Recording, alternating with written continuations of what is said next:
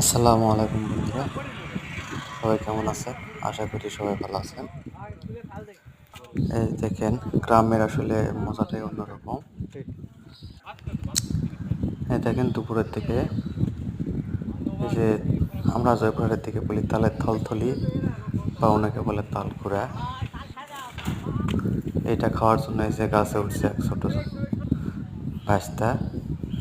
তো ভাতিজা গাছে উঠে তাল কাটতেছে আজকে তাল খাওয়ার জন্য, কারণ যেহেতু ঈদের ছুটি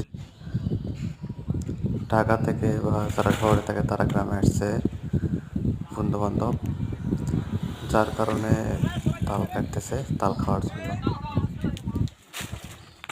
এই দেখেন, তালের পাতা কাটতেছে আর এই যে এখানে এটা তাল খাচ্ছে আর কি। তো ঠিক আছে, সবাই লাইক কমেন্ট শেয়ার করে পাশে থাকবেন। ধন্যবাদ সবাইকে। আসসালামু আলাইকুম।